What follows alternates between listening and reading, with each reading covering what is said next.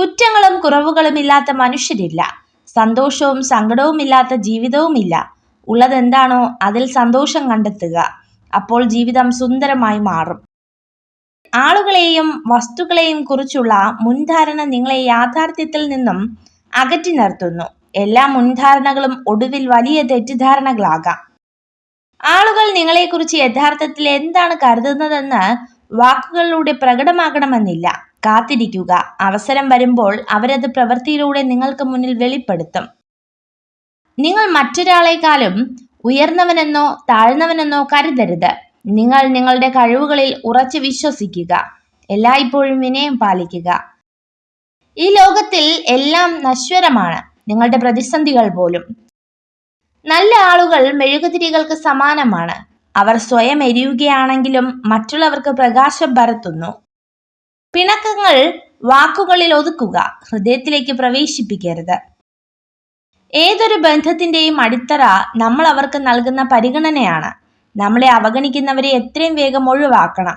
ഒരിക്കലും അവരുടെ പരിഗണനയ്ക്കായി നാം കാത്തു നിൽക്കരുത്. സ്വപ്നങ്ങൾ വേണം, ലക്ഷ്യങ്ങൾ വേണം. അടിയുറച്ച വിശ്വാസവും കൂടെയുണ്ടെങ്കിൽ നിങ്ങളാണ് യഥാർത്ഥ പോരാളി.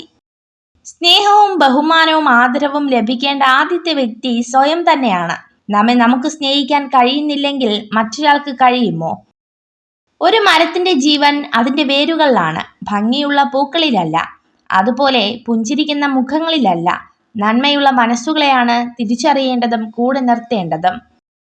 സ്വന്തം നിലപാടുകളിലെ ശരികേടുകളെ തിരിച്ചറിയുകയും മറ്റുള്ളവരുടെ ശരികളെ അംഗീകരിച്ചു കൊടുക്കുകയും ചെയ്യുന്നവൻ ബന്ധങ്ങളിൽ ദൃഢത പുലർത്തുന്നവനായിരിക്കും.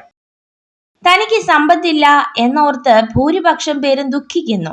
എന്നാൽ തനിക്ക് ബുദ്ധി കുറവാണെന്ന് കരുതി ഒരൊറ്റ മനുഷ്യൻ പോലും നിരാശനാകുന്നില്ല.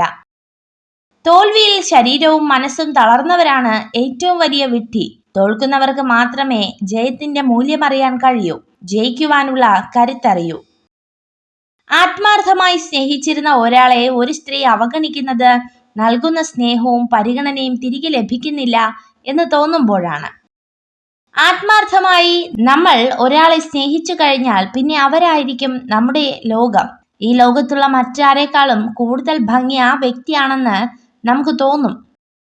ജീവിതത്തിൽ 1000 പാഠങ്ങൾ പഠിക്കാനുണ്ടാവും. എന്നാൽ വിജയത്തിൽ ഒരൊറ്റ പാഠം മാത്രമേ ഉള്ളൂ. നിങ്ങൾ ഈ വീഡിയോ കണ്ടതിന് നന്ദി. ഇതുപോലുള്ള കൂടുതൽ വീഡിയോകൾക്കായി ചാനൽ സബ്സ്ക്രൈബ് ചെയ്യൂ.